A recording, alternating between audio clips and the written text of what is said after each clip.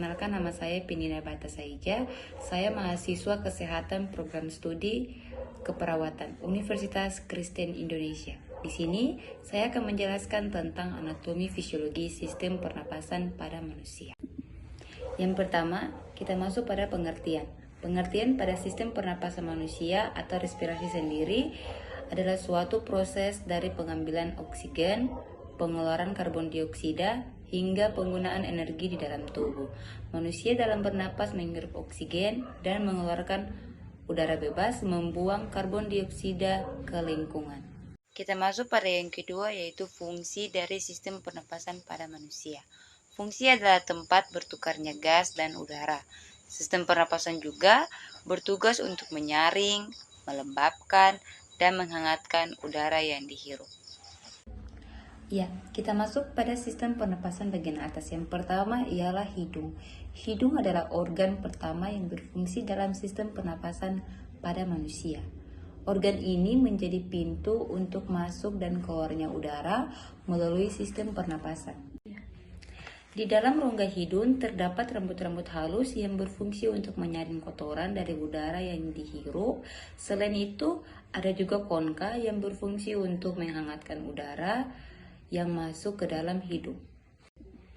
Yang kedua ialah faring. Faring adalah kerongkongan bagian atas yang terletak pada belakang mulut dan rongga hidung untuk menghubungkan kedua hal tersebut dengan trakea atau batang tenggorokan.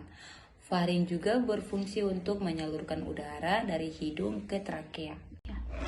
Yang ketiga ialah laring. Laring atau yang biasa juga dikenal dengan kotak suara terletak di bawah persimpangan saluran yang menutup trakea dan kerongkongan. Organ ini memiliki dua pita suara yang akan membuka saat bernapas dan tertutup saat mengeluarkan suara.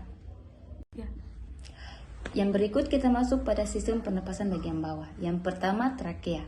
Organ pernapasan trakea biasa dikenal juga sebagai batang tenggorokan. Organ ini memiliki peran yang sangat penting untuk mengalirkan udara dan juga menuju ke paru-paru. Trakea terbentuk rongga yang lebar yang menghubungkan laring ke bronkus dan paru-paru. Yang kedua, bronkus. Bronkus adalah sebutan untuk cabang batang tenggorokan yang terbagi menjadi dua bagian, yaitu bronkus kanan dan bronkus kiri. Fungsi dari bronkus adalah untuk menyediakan jalur untuk udara yang masuk atau keluar dari paru-paru. Bronkus memiliki cabang yang disebut dengan bronchioles.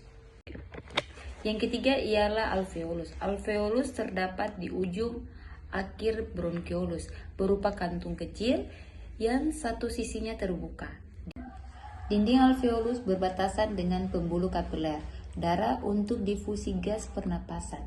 Adanya gelembung-gelembung alveolus yang memungkinkan pertambahan luas permukaan difusi dari paru-paru. Yang keempat ialah paru-paru. Paru-paru merupakan organ pernapasan yang sepasang bagian kanan dan kiri. Fungsi dari paru-paru sebagai sistem respirasi untuk menampung udara yang kaya akan oksigen yang mengalirkan ke pembuluh darah untuk kemudian disebarkan ke seluruh tubuh. Di dalam paru-paru terdapat alveolus yang terletak di ujung bronchioles. Fungsi dari bagian ini adalah tempat untuk pertukaran oksigen dan karbon dioksida.